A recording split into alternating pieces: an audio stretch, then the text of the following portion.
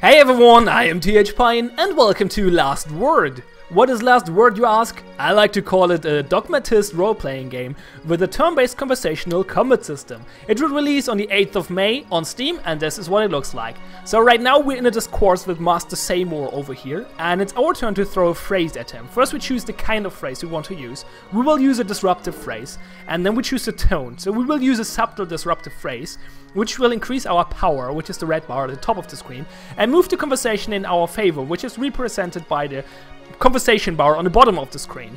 So the goal of the discourse is to get the last word, which means we move the conversation bar completely to the right of the screen, which will then win us the discourse. So he countered with the disruptive phrase as well. Well, not much of a counter, but that was his turn. And now we will use a submissive phrase, I think, yeah. Let's use a submissive phrase, a subtle submissive phrase, which will spend some of our power in order to gain tact. So we use 10 power and gain 20 tact, which is the green bar below the red bar. So as you can see, we got some tact. Let's see what he does. He uses an aggressive phrase, okay. Yeah, we can do that as well. Not sure if I want yet, though. Let's see. Yeah, we can do that. Let's use a common aggressive phrase. So the aggressive phrase will spend tact in order to move the conversation in our favor. It moves it by C plus 4, the common one, which means it will move by 4 plus the amount of composure damage our opponent took. The composure is the number or the dots above our the head of the character. He's irritated right now. And this means he has 1 damage of composure, which means we move the conversation by 5 points. So how do you damage the composure of your opponent? You see those symbols below the characters, or left and right to the characters, the star and the circle and stuff. This is dependent, well, those depend on the last phrase we use. So for example, he has a star right now. And our last phrase was a common aggressive phrase, which is a circle phrase. So we have a circle right now. And you see that circle thing in the middle of the screen, which shows what phrase beats which, or which tone beats which other tone, basically. And as you can see, the circle beats the star. So if we would use a circle phrase right now, this would damage his composure, which means we can damage him more with aggressive phrases. We don't have enough tact to use a common aggressive phrase right now, though. We could use a subtle one, but this will not win us the conversation. So let's instead use a submissive one to gain more tact. We can't use the overt one though, which is the one with the circle. Well, it doesn't matter. We will just go for the common one to gain as much tact as possible and try to finish him off in the next few turns. So he damaged our composure a little bit by using a disruptive phrase, which moved the conversation a little bit as well. So we can use an overt aggressive phrase now, which will damage his composure and deal 7 damage, or will move the conversation by 7 points. And this makes him blood boiling, and this potentially allows us to finish him off next turn. I think it should be okay. So we can use a common one. Yeah, we could use a common or a subtle one. Doesn't matter. We win the discourse. We have the last word. So in this world, having the last word actually means you have power over your opponent, which means you can tell them what to do, which is interesting. So this guy actually is kind of your punching bag. You use him for training. If your level is not high enough, you're not good enough at talking, basically, or debating, I guess. And yeah, we'll talk about a little bit more of the game mechanics, leveling up and skills and so forth later. Let's first talk about some technical stuff. So you see those black borders and stuff. Yeah, that's not nice. The reason for that is the game has no resolution options whatsoever. There's an option menu. You can reach it over the checkpoint here, which is this bow tie. Go to options. It has 2 points. There's VSFX, which is how many times or how often the characters will do the noises and stuff, and music, which chooses the song. So there aren't even sound sliders. The game has basically no options whatsoever. No sound sliders, no resolution options. You can switch between window and full screen by pressing Alt-Enter, but yeah, that's it. So that's not too nice. But anyway, the game runs fine. Besides that, oh, by the way, the window is super small if you're not in full screen. I stretched it for the video, but on my screen it's super small, so the resolution is really low actually. And if you stretch it to full screen, it will just stretch it. Anyway, so let's talk a bit more about the game. So I talked about levels and skills. So we talk to this cat, which will allow us to upgrade our stuff. So basically,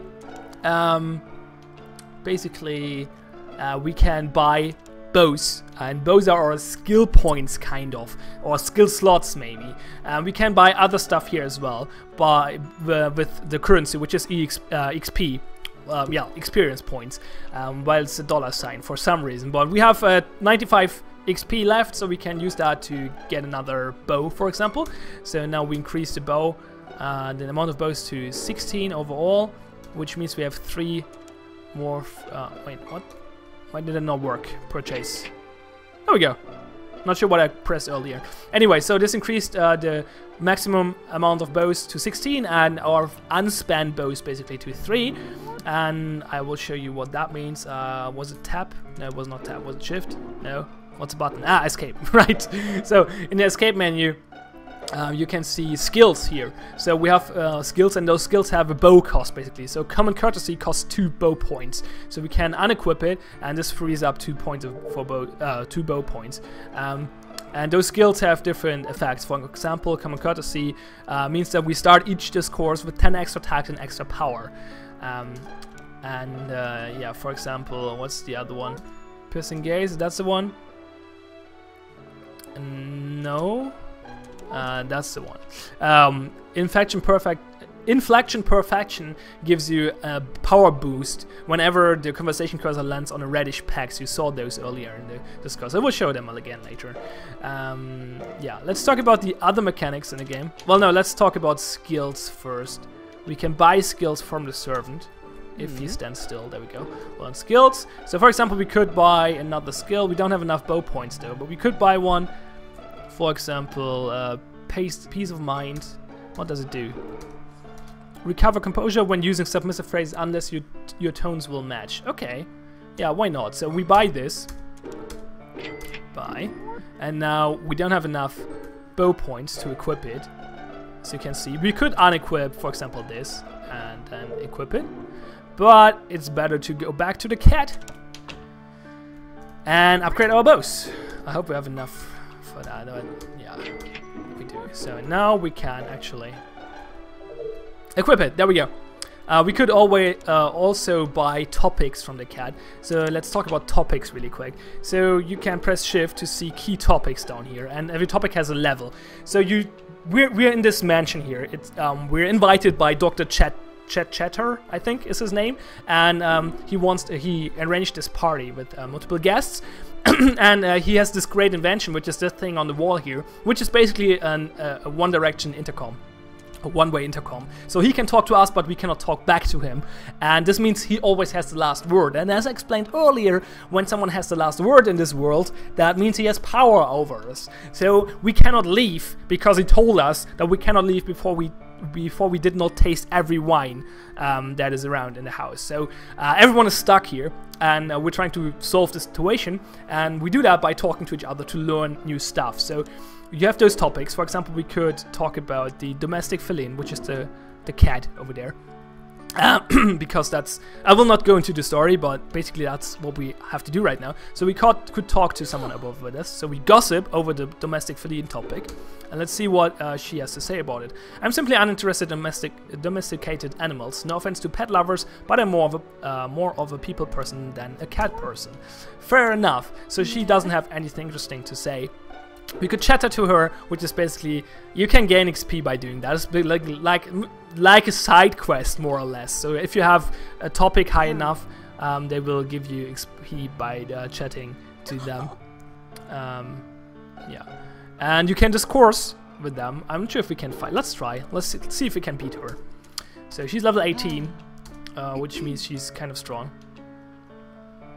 So we talk about the topic first. I will not read out everything right now. And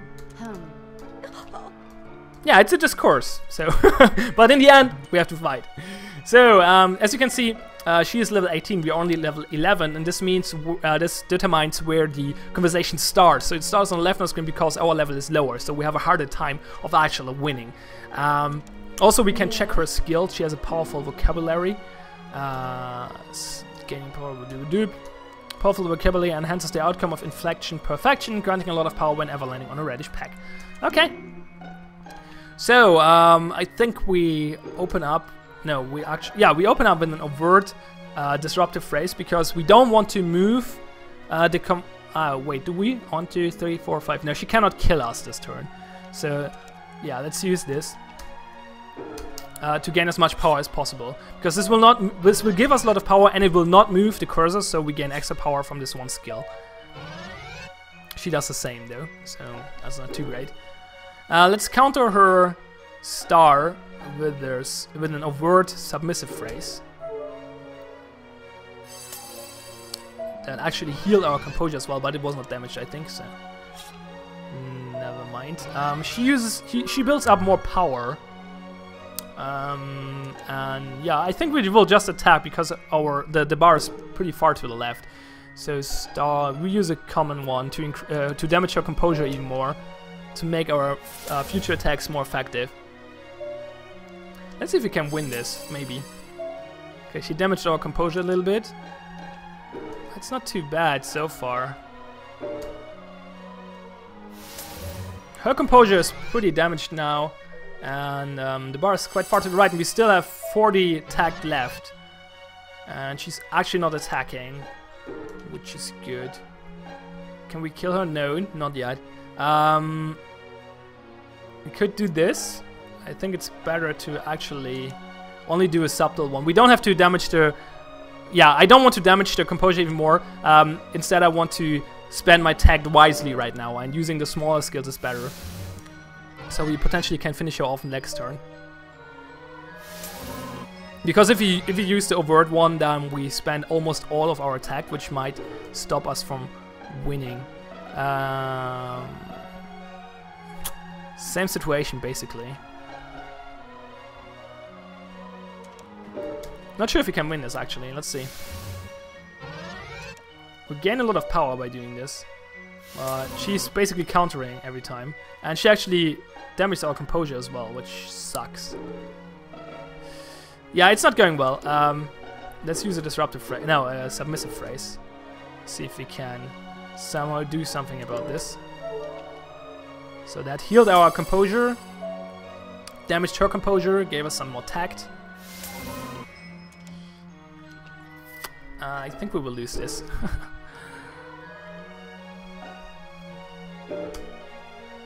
But we will see.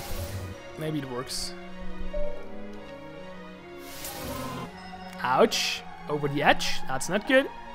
She's as well over the edge though. And we can actually use the subtle aggressive phrase now, which is good. Oh, is that enough to win? She did not attack back. I'm not sure if it's enough. Yeah, it's enough. Nice. She made a mistake. So we win the discourse by outplaying her. Well, out-talking, I guess. We gain some XP. Oh, we actually leveled up. Okay. Leveling up can give you an extra bow as well, by the way.